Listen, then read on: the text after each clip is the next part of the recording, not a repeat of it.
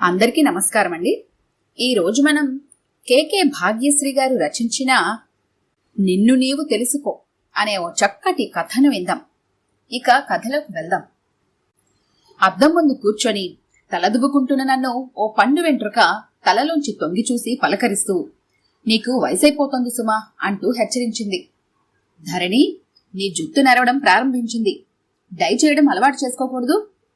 నాకు డై చేయడం అంత ఇష్టం ఉండదు సునందా అంటూ ఆమె మాటలను అంతగా పరిగణలోకి తీసుకోలేదు. పర్యవసానంగా నల్ల జుట్టులో సగ భాగం తెల్లబడింది. సునంద చెప్పినట్లు చేయకుండా నిర్లక్ష్యం చేశానేమోనని ఇప్పుడు ఫీల్ అవుతున్నాను. నేను ముసల్దాన్నైపోతున్నానా? ఒక్కసారిగా దిగులు వేసింది. అంతలోనే నవ్వొచ్చింది. ఇప్పుడా? నేను నా 25 వయసులోనే వయసుకు తగని పెద్దరికాన్ని పొందాను. నాన్నగారి మరణానంతరం ఈ ఇంటి బాధ్యతనంతా స్వీకరించాను. గత 20 సంవత్సరాలుగా అధ్యాపక వృత్తిని కొనసాగిస్తూ మంచి టీచర్ అని పేరు తెచ్చుకున్నాను. నా వెనుకున్న తోబుట్టువులందరికీ చదువులు చెప్పించి వాళ్ళ జీవితాల్లో స్థిరపడేటట్లు చేయాలని ప్రయత్నించాను. పెద్ద చెల్లెలు వసుధకి, చిన్న చెల్లెలు ప్రమదకి స్థాయికి తగ్గ సంబంధాలే చూశాను. పెద్ద తమ్ముడు ప్రకాష్ ఒరిస్సాలో స్టేట్ బ్యాంక్ మేనేజర్గా ఉంటున్నాడు. ఇకపోతే చిన్న తమ్ముడు సుభాష్ గురించే నా బెంగంతా. ఏ ఉద్యోగము కుదురుగా చేయడు. అసలు వాడికి పనిచేయడం ఇష్టమున్నట్లుగానే కనబడడు. సుభాష్కి మా మేనమామ కూతురు కీర్తననిచ్చి పెళ్లి చేశాం. వీడికిచ్చి కట్టబెట్టి దాని గొంతు కోసానేమోనని ఇప్పటికే నేను బాధపడుతూనే ఉంటాను. వాళ్లకి 2 పిల్లలు. మామయ్యకి మగపిల్లలు లేరు. పల్లెటూరులో కిరాణా దుకాణం ఉంది.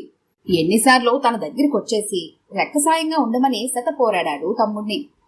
కాని ఇల్లరికం ఉండడం వలన మామగారికి చులకనైపోతానని, అసలు ఆ పని చేయడం వలన గౌరవ మర్యాదలకి ముప్పు వాటిల్లుతుందని డాంబికాలకు పోయాడు సుభాష్. ఇన్ని సంవత్సరాలొచ్చినా భార్య బిడ్డలతో సహా అక్క సంపాదన మీద ఆధారపడి బ్రతకడానికి వాడికి నామోషి కలగలేదు పాపం. అసలు తప్పు వాడిది కాదు. వాడిని అలా తయారు చేసిన మా మాతృదేవతది. ఆఖరి సంతానమని వాడంటే ఆవిడికి పంచ ప్రాణాలు. వాడిని నేనేమన్నా మందలిస్తే చాలు, వాడిని వెనకేసుకొచ్చి నేను వెనక్కి తగ్గేలా చేసేది. పండుడాకలాంటి అమ్మ వదనంలో అసంతృప్తి ఛాయలు చూడలేక వాడిని యథాశక్తి పోషిస్తున్నాను. పాపం కీర్తన ఉత్తమురాలు. నా మీద ఆధారపడి బ్రతుకుతున్నందుకు సిగ్గుతో చితుకుపోతూ ఉంటుంది. 1-2 సార్లు మావయ్య దాని చేతి ఖర్చులు కనిచ్చిన డబ్బులు నాకివ్వబోయింది. నేను మందలించాను. పారసైట్లా నా మీద వాలిపోయి జీవిస్తున్నందుకు మగవాడుగా వాడు పౌరుషపడాలి గాని ఇందులో ఆమె దోషమేముంది? పోనీ మిగిలిన వారెవరైనా నన్ను కనికరించి ఉద్ధరిస్తున్నారంటే అదీ లేదు. 30 ఏళ్లు మీద పడినా 2 బిడ్డల తండ్రైనా కూడా సుభాష్ని ఇంకా పోషిస్తున్నా లేంది మమ్మల్నెందుకు చూడకూడదు అని తలిచారో ఏమో. పల్లెటూరులో ఉన్న వసుధ దాని పిల్లలిద్దరిని చదువుల కోసం నా దగ్గరికే పంపించింది. నేనేం తీసిపోయానా అన్నట్టుగా ఒరియా చదువుల వలన తన బిడ్డల భవిష్యత్తు నాశనమవుతోందంటూ తన పిల్లలిద్దరినీ నా దగ్గరికి తీసుకొచ్చి వదిలి వెళ్లాడు ప్రకాష్ పోటీగా. నాకైతే ఇష్టం లేదు. కాని అమ్మ ముఖంలో వెలుగు కోసం ఇష్టం లేని పని చేయవలసి వచ్చింది. ఇంట్లో ఇంతమంది ఉన్నా నా మనసు చుట్టూ ఒంటరితనం. ఇనుప వలలా అది భయంకరంగా అల్లుకొని ఉంది. అందరిలా సకాలంలో నేను పెళ్లి చేసుకుని ఉంటే ఈ పాటికి 2-3 పిల్లలకి తల్లినై వారి బాధ్యతలు ఆనందంగా మోస్తూ హాయిగా సంసార జీవితం గడుపుతూ ఉండేదాన్ని. కాని అర్ధాంతరంగా నాన్న మరణించడం వలన ఈ భారమంతా అనివార్యమైన నా నెత్తిన పడింది. నా త్యాగం ఇందరి జీవితాలను వెలిగిస్తోందంటే అది నాకు ఆనందహేతువైంది. అయినా ఏదో విరితి. నిశీది సమయాన నీరవ వాతావరణంలో ఒంటరిగా ఏదో ఆర్తితో అలమటించే వేళ నేనున్నానంటూ నా మనసులో వెలితి తీచేయడానికి నా వీపు నిమిరి నన్ను ఓదార్చే చల్లని కరస్పర్శ కోసం హృదయం తహతహలాడుతూ ఉంటుంది. అందరికీ అందరూ ఉన్నారు, కాని నాకెవరున్నారు? ఈ దుర్భరమైన ఆవేదన నా ఎదలోతుల్ని కుదిపి పారేస్తోంది. అంతలోనే వీరందరూ నావారు కాదా? వీళ్ల కోసం జీవితాన్ని త్యాగం చేసిన నన్ను వీరందరూ విస్మరిస్తారా అని అనిపిస్తూ ఉంటుంది అప్పుడప్పుడు.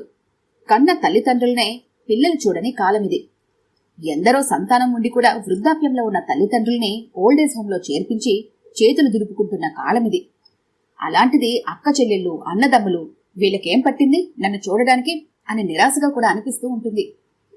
ఇప్పుడైనా ఓ తోడు వెతుక్కుందామంటే ఈ వయసులో పెళ్లి కోసం వెంపర్లాట దేనికి అని అందరూ ముఖాన నవ్వుతారేమోనని సంకోచం, సందేహం. అసలు నేనిలా మోడిలా మిగిలిపోవడానికి అమ్మ కాదు కారణం. నీ తర్వాత వాళ్ళందర్నీ గాలికొదిలేసి నువ్వు పెళ్లి చేసుకుని వెళ్ళిపోతావా? ధైర్యం నిండిన చూపులతో గాద్గతికమైన స్వరంతో అమ్మ పలికిన మాటలే నన్ను కట్టిపారేశాయి. దీనివలన నేను నిజంగానే సంతృప్తి పొందుతున్నానా అని ప్రశ్నించుకుంటే సమాధానం శూన్యం. ధరణి, త్వరగా రా, టిఫిన్ చెదురుగాని. అమ్మ కేకతో ఉలిక్కిపడి ఈ లోకంలోకి వచ్చాను. గబగబా జడల్లుకొని చేతులు కడుక్కొని టేబుల్ దగ్గరికి నడిచాను. ఒక ప్లేట్లో ఇడ్లీలు, చట్నీ, కారప్పొడి వేసి అందించింది అమ్మ. ఇడ్లీ తుంచి నోట్లో వేసుకున్నాను. రుచిలో ఏదో తేడా. అమ్మ చేతి ఇడ్లీలా లేవివి, ఇంకా మెత్తగా రుచిగా ఉన్నాయి. ఇవాళేంటి రుచిలో తేడా వచ్చింది? తినడం ముగించి వాష్ బేసిన్లో చెయ్యి కడుక్కుంటూ అడిగాను. కప్పుతో కాఫీ తెచ్చి నా చేతికిస్తూ, ఇవాళ ఇంట్లో చేయలేదు అందుకే అంది అమ్మ. కాఫీ తాగుతూ, అదే అడిగాను ఆశ్చర్యంగా. మరేం లేదు, మన ప్రక్క వీధిలో కొత్తగా ఒక కుటుంబం అద్దెకి దిగింది. మనలాగే పెద్ద కుటుంబం పాపం. అతను ఇంటికి పెద్దవాడు నీలానే. పెళ్లి కూడా అయింది. 2 పిల్లలు. అవిటి తమ్ముడు, పెళ్లికెదిగిన చెల్లెలు. వీళ్ళు స్వంత వాళ్ళు కాదట, సవితి తల్లి పిల్లలట. పల్లెలో బాగా బ్రతికిన కుటుంబమట. సరే, ఈ సోదంతా నాకెందుకు చెబుతున్నట్లు? అసలు నేను అడిగిందేమిటి, నువ్వు చెబుతుందేమిటి అన్నాను విసుగ్గా. అమ్మ నొచ్చుకుంటున్నట్టుగా ముఖం పెట్టి, ఇదే నీతో వచ్చిన చిక్కు, అసలేం చెబుతున్నానో వినవు కదా అంది. కొనసాగించమన్నట్టుగా చెయ్యాడించాను. పల్లె నుండి ఇక్కడికి వచ్చాక 2-3 చోట్ల ఉద్యోగాల కోసం ప్రయత్నించినా దొరకలేదట. బాగా చదువుకున్న వాళ్ళకి దిక్కు దివానం లేదు. అత్యవసర చదువులకు ఎవరిస్తారు? ఏ వృత్తి చేసినా నిజాయితీగా చెయ్యాలని అనుకున్నాడు. అందుకే రోజు పొద్దున్నే భార్య చేత ఇడ్లీలు తయారు చేయించి వాటిని ఒక క్యాన్లో, చట్నీ ఒక క్యాన్లో తీసుకుని ఈ 2 వీధుల్లో ఇంటింటా తిరుగుతాడు. నిన్న పప్పు నానబోయడం మర్చిపోయాను. ప్రొద్దున్నే ఏ ఉప్మానో చేసి పెడదామనుకుంటే ఇంతలో వచ్చాడితను. అందరికీ తలా 4 చొప్పున తీసుకున్నాను. అమ్మ ఆపకుండా అనర్గళంగా చెప్పింది. బ్రతకగలిగే ఆత్మవిశ్వాసం ఉండాలే గాని చెయ్యడానికి ఏదో ఒక పని దొరక్కపోదు. మా సుభాష్ ఉన్నాడు. ఎందుకు? హాయిగా నిశ్చింతగా తింటూ తిరుగుతూ. వాహ్, ఏం జీవితం! వీడికి వీరభోగ వసంతరాయిలోని నామకరణం చేయొచ్చేమో. చీకు చింతాలేని కులాసా అయిన జీవితం. ఆలోచనల్ని పారద్రోలుతూ అసహనంగా తల విదిలించాను. ఇడ్లీలు ఒకటే కాదు, 10 గంటలకి ఇడ్లీలన్నీ అమ్మేసి ఇంటికెళ్తాడు. ఈలోపు అతని భార్య చెకోడీలు, జంతికలు తయారు చేయడం ప్రారంభిస్తుంది. మధ్యాహ్నం 2 అయ్యేసరికి వాటిని అమ్ముతాడు. పిల్లలు ఇంటి నిండా ఉన్న మనలాంటి వాళ్ళకి అవి చేసుకోవడం కన్నా కొనుక్కోవడమే సుఖం అందే అమ్మ. అతనెవరో కాని చాలా శ్రమజీవిలా ఉన్నాడు. పాపం, నాలాగే కుటుంబాన్ని పోషించి జీవితాన్ని క్రొవ్వొత్తిలా కరిగించేసుకుంటున్నాడు. ఆ భగవంతుడు ఎంత నిర్దయుడు! కష్టాలన్నింటినీ ఒకే మనిషిని జీవితకాలం అనుభవించమని నుదుట గీత గీస్తాడు. అయితే అతడికి ఈ సంసార సాగరం ఈదడానికి భార్య అనే ఆధారం తోడుగా ఉంది. మరి నాకు? టేబుల్ మీదున్న హ్యాండ్ బ్యాగ్ అందుకొని చెప్పులు తొడుక్కుంటుంటే మేడ మీదున్న మా ఇంటి ఓనర్ గబగబా నాకెదురుగా వచ్చాడు. ఆయన ముఖం ఆవేశంతో దుమదుమలాడుతోంది. ఈ ఓనరుడు మళ్లీ దేనికోసమో తగుకొచ్చినట్టున్నాడు. ఇంట్లో ఉన్న ఈ పిల్ల పిశాచాలు ఏదో ఒక అల్లరి చేయక మానరు. ఇతగాడు గొడవ పెట్టుకోవడానికి రాక మానడు. ఈ పిడుగులు మళ్లీ ఏం పాడుపని చేశారో. అమ్మా, ధరణమ్మా, చూడమ్మా, ఈ పిల్లకాయలేం చేశారో అన్నాడతను గొంతు సవరించుకొని ఉపోద్ఘాతం ప్రారంభిస్తూ. ఏం చేశారు? నీరసంగా అడిగాను. ఒళ్ళుపై తెలియకుండా డాబా మీద పరుగులు పెట్టి ఆటలాడి బంగారం లాంటి పూలకుండీలు విరక్కొట్టారు. ఏదో నీ ముఖం చూసి ఊరుకుంటున్నాను గాని 4 తగిలిద్దును అన్నాడాయన ఫిర్యాదు చేస్తున్నట్టుగా. పాడుపిల్లలు ఒక్క క్షణం కుదురుగా ఉండరు కదా. నేనింట్లో ఉన్నంతసేపు కుక్కిన పేనల్లే ఉంటారు. నేను గడప దాటగానే విజృంభిస్తారు. మరోసారి ఇలా జరగకుండా చూసే పూచీ నాది బాబాయ్ గారు. వాళ్ళని నేను దెబ్బలాడతాను, మీరు నిశ్చింతగా ఉండండి అన్నాను అభయమిస్తూ. గొనుక్కుంటూ వెళ్లిపోయాడు ఆయన. నా కోపం అమ్మ మీదకి మళ్ళింది. పిల్లలంతా అల్లరి చేస్తుంటే ఇంట్లో వాళ్ళందరూ ఏం చేస్తున్నారు? గాడిదలు కాస్తున్నారా? వాళ్ళని కాస్త కంట్రోల్లో ఉంచితే ఏ? ఛఛ, ఈ పిల్లల వాడ ఆయనతో రోజు ఏదో ఒక మాట తినాల్సి వస్తోంది అన్నాను చికాగ్గా. ఫ్రెష్గా తయారై స్కూల్కి వెళ్లబోయే ముందు ఆయన అలా ఎగిరిపడ్డంతో హ్యాపీ మూడంతా పాడైపోయింది. అయితే అమ్మ మాత్రం పిల్లల్ని సమర్థిస్తూ, చిన్నపిల్లలన్నాక అల్లరి చేయరా ఏమిటి? వాటిదానికే ఇతడింత గలాభా చెయ్యాలా? అయినా కాచిన చెట్టుకే దెబ్బలు కాని కాయన చెట్టుకుంటాయా అంది మెట్ట వేదాంతం వల్లిస్తూ. నాకు కోపం నశాలాన కంటింది అమ్మ వాదనకి. పెళ్లి పేరంటం లేకుండా సన్యాసి జీవితం గడుపుతున్న నేను కాచిన చెట్టునైతే ఈ పిల్లల్ని కన్నా జననీ జనకులు ఏమవుతారు? పిల్లా పాపా లేని నేను వీళ్ళందరి చేత మాటలు తినడం ఎంతవరకు సమంజసం? నన్ను బలిపెట్టి నా సమాధి మీద అమ్మవారి జీవిత హర్మ్యాలకి పునాదులు వేసిందన్న సత్యం మరోసారి రుజువై మనసుని మెలితిప్పింది. మరి తర్కించలేక మౌనముద్ర దాల్చి వీధిలోకి దారితీశాను. మేడం, మీకోసం ఎవరో వచ్చారు. ప్యూన్ సత్యబాబు వచ్చి చెప్పగానే ఆలోచనలో పడ్డాను. నా కోసం వచ్చే విజిటర్స్ ఎవరై ఉంటారు? చెబుతున్న పాఠాన్ని ఆపి పిల్లల్ని వర్క్ చేసుకోమని చెప్పి క్లాస్ రూమ్ నుంచి బయటకొచ్చాను. క్లాస్ రూమ్ బయట ఎవరో మగమనిషి నిలబడి ఉన్నాడు. కాకి రంగు నిక్కరు, పైన లేత నీలరంగు గల్ల చొక్కా, చామన ఛాయ్కి ఒక మెట్టు క్రిందనే ఉన్న శరీర రంగు. అతన్ని చూస్తే ఎక్కడో చూసినట్లుగా అనిపిస్తోంది. కాని ఎంత ప్రయత్నించినా గుర్తుకు రాలేదు. ఎవరు అన్నాను సందేహంగా చూస్తూ. నేను మేడం, ఆదినారాయణ్ణి అన్నాడతను సమీపంగా వస్తూ. ఆదినారాయణ అంటే? ఇంకా అతనెవరో నాకు తట్టలేదు. మేము మీరుండే పక్క వీధిలో ఉంటున్నాం. నేను ఇడ్లీలు చెగోడీలు అన్నీ అమ్ముతూ ఉంటాను. అప్పుడు వెలిగింది అతనెవరో. ఇదివరలో అమ్మ అతన్ని చూపించినా దూరం నుండి చూడటంతో ఇప్పుడు వెంటనే గుర్తుపట్టలేకపోయాను. అందుకు నొచ్చుకుంటూ, ఏమీ అనుకోకండి, పోల్చుకోలేకపోయాను. ఇంతకీ మీరేం పని మీద వచ్చినట్లు అడిగాను. మరేం లేదు మేడం, మా పాప నందిత మీ స్కూల్లోనే 10th క్లాస్ చదువుతోంది. పరీక్ష ఫీజు కట్టాలని ఎల్లుండే ఆఖరి రోజని చెప్పింది. సమయానికి నా దగ్గర డబ్బు లేదు. ఒక వారం రోజులు పోతే నెలవారీ ఖాతాల దగ్గర నుండి డబ్బులు అందుతాయి. ఒకవేళ సైన్తో సహా పరీక్షల ఫీజు కట్టడానికి టైం ఉందేమో కనుక్కునేందుకు వచ్చాను అన్నాడతను ఎంతో వినయంగా. ఆఫీసులో కనుక్కోలేకపోయారా అన్నాను సలహా ఇస్తూ. కనుక్కున్నాను మేడం, ఇంకొక 10 రోజుల వరకు టైం ఉందన్నారు. ఎలాగూ వచ్చాను కదా, మా పాప ఎలా చదువుతుందో కనుక్కుందామని ఇలా వచ్చాను. అతని మాటల్లో సంస్కారం ఉట్టిపడుతోంది. చేసే వృత్తిని బట్టి, రూపాన్ని బట్టి మనిషి వ్యక్తిత్వాన్ని, సంస్కారాన్ని అంచనా వేయలేమని అతన్ని చూస్తే అర్థమవుతోంది. మీ పాపకేం ఫస్ట్ క్లాస్ స్టూడెంట్, మంచి మార్కులతో పాస్ అవుతుంది అన్నాను హామీగా. థ్యాంక్ యూ మేడం, మీ నోటి చలువు వలన అలా అయితే ఎంతో ఆనందం మరింత నమ్రతగా చెప్పాడు అతను. అతను రంగు తక్కువగా ఉన్నా, అంతగా రూపం లేకున్నా ఏదో వింత వెలుగు అతని ముఖాన్ని ఆవరించుకుని ఉంది. ముఖంలో ఎక్కడా దైన్యం లేదు, విచారం లేదు, బరువు బాధ్యతలు మోస్తున్న ఫీలింగు లేదు. ఇతని త్యాగం ఆ కుటుంబాన్ని కాంతివంతం చేస్తుందంటే ఇతని బాధలతో ఎంత కృంగిపోయి ఉంటాడో అని ఊహించాను. కాని ఇతడు చూస్తే అంతులేని నిబ్బరంతో, ఆత్మ సంతృప్తితో నిండిన మొహంతో గోచరిస్తున్నాడు. ఇదెలా సాధ్యం? బుర్రలో ఎన్నో రకాల సమస్యలు పెట్టుకుని సతమతమవుతున్నా నా తల సగం పైగా నెరిసిపోయింది. కళ్ళ క్రిందగా నల్లని వలయాలు పాకి నా వయసును రెట్టింపుగా చూపెడుతున్నాయి. మరి ఇతనేంటి ఇన్ని రకాల సమస్యలుండి కూడా కలకల్లాడుతూ కనిపిస్తున్నాడు? ఎందుకో అతని గొప్పతనాన్ని కొనియాడాలి అనిపించింది. మా అమ్మగారు ఎప్పుడూ మీ గురించే చెప్తుంటారు. మీరెంత మంచివారని, మీ కుటుంబం బాగోగుల కోసం అహర్నిశలు శ్రమిస్తారని, సవతి అన్నదమ్ముణ్ణి, చెల్లెల్ని ఎంత బాగానో ఆదరిస్తారని తెలిసింది. నిజంగా మీరు చేస్తున్న ఈ త్యాగం అసామాన్యం. తోడబుట్టిన వారిని సొంత అన్నదమ్ములే విడిచి తమ దారి తాము చూసుకుంటున్న ఈ రోజుల్లో మీరు వారిని ఎంత బాగా చూడటం నిజంగా మీ గొప్పతనం. మీరింత త్యాగబుద్ధితో ప్రవర్తించడం చూస్తుంటే భూమి మీద దేవతలున్నారని అనిపిస్తోంది. ప్రశంసాపూర్వకంగా అన్నాను నేను. చిన్నగా నవ్వాడు అతను. నీలాకాశంలో వెన్నెల సంతకంలా అతని ముఖం మీద తెల్లని చిరునవ్వు పరుచుకుంది. వద్దు మేడం, అంత పెద్ద పేరు వద్దు. త్యాగం అన్నంత బరువైన పదం వాడకండి. నువ్వు నెరవేరుస్తున్నది నా బాధ్యత అని మాత్రమే అనుకున్నాను. త్యాగం చేస్తున్నామన్న భావన కలగగానే గుదిబండంత భారం మోస్తున్నట్లుగా తయారవుతుంది. అదే బాధ్యత అని భావించామనుకోండి, దూదిపింజంత తేలిగ్గా మారుతుంది. నాకెప్పుడూ నా గుండెని తేలిగ్గా ఉంచుకోవడమే ఇష్టం అన్నాడు ఆదినారాయణ అచంచలంగా. నా నోట మాట రాలేదు అతని వివరణకి. అయినా నేను వాళ్ళని కేవలం పోషించడం మాత్రమే చేయడం లేదు.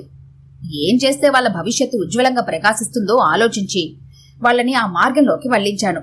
చెల్లెలు తెలుగు పండిట్ ట్రైనింగ్ అవుతోంది. ఈవేళ కాకపోతే రేపైనా దానికి ఉద్యోగం ఖాయం.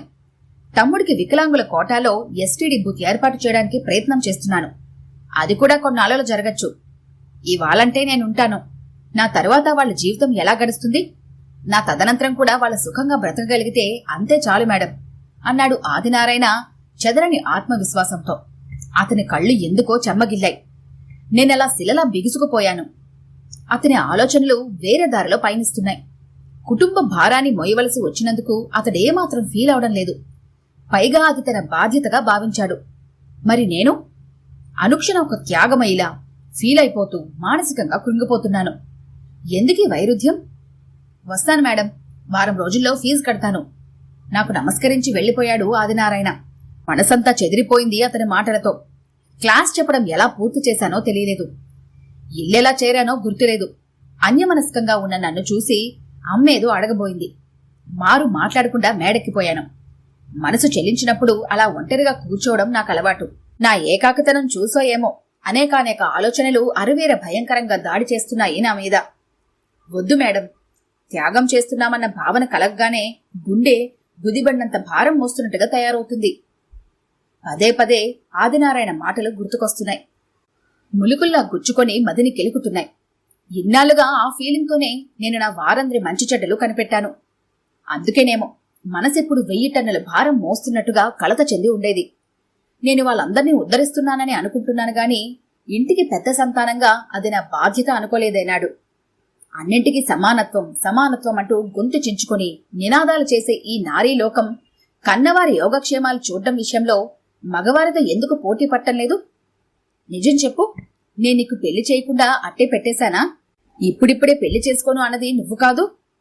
అమ్మ నా కళ్ల ముందర నిలదీసి అడిగినట్టుగా అనిపించింది. అవును, నేను ఎంఏ ఫైనల్లో ఉండగా నాన్న ఉన్నప్పుడే నాకు మంచి సంబంధం వచ్చింది. పెళ్లి కొడుకు మంచి ఉద్యోగస్తుడు. కాని చదువు మీద ఉన్న వ్యామోహం కొద్దీ ఆ పెళ్లిని కాదన్నాను. పీహెచ్డీ చేయాలన్న ఆరాటంలో ఆ సంబంధం తోసిపుచ్చాను. నా పీహెచ్డీ పూర్తయ్యేసరికి నాన్న మరణించడం, అమ్మ అసహాయత, తమ్ముళ్ళు చెల్లెళ్ల కళ్లలో అభద్రతా భావం అన్నీ నన్ను కర్తవ్యోన్ముఖురాల్ని చేశాయి. కాని ఇన్నాళ్లుగా నేనిలా మిగిలిపోయాను అనుకోవడానికి కారణం అమ్మేనేమో అన్న అపోహలో పీకల్లోతూ కూరుకుపోయాను.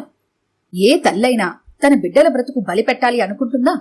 అందరూ సంతానం చల్లగా ఉంటే చాలనే తలపోస్తోంది. మరి నేనెందుకలా తప్పుగా ఆలోచించాను? ఆలోచించి చూస్తుంటే వీటన్నింటికీ ముఖ్య కారణం నేనేదో త్యాగం చేస్తున్న భావన కలగడమే అనిపిస్తోంది. నా త్యాగవృక్షం కింద వీళ్ళందరూ సేద తీరుతున్నారని, నేను కనుక లేకపోతే వీళ్ళందరూ లేరన్న భ్రమలో బ్రతుకుతున్నాను. నా తర్వాత కూడా వీళ్లు హాయిగా ఉండాలని నేను ఆలోచించి ఉంటే కర్కశంగా ప్రవర్తించైనా సరే వీళ్ళని దారిలో పెట్టేదాన్నేమో. త్యాగమనే మేలిముసుగు ధరించి మురిసిపోతూ బాధ్యతని విస్మరించాను. నిజమైన త్యాగమంటే ఉన్నవాళ్లు ఇన్ని మెతుకులు పడేసి చేతులు దులుపుకోవడమే కాదు అని అర్థమవుతోంది. నా తదనంతరం కూడా వారు హాయిగా ఉండే మార్గాన వారు నడిపించగలిగిన బాధ్యతే అసలైన త్యాగం. నేనేం చేయాలో ఇప్పుడొక ప్రణాళిక వేసుకున్నాను. 1 వారంలోగా దాన్ని అమలుపరచాలని దృఢంగా నిశ్చయించుకున్నాను. చిత్రం, నా మనసిప్పుడు భారంగా లేదు.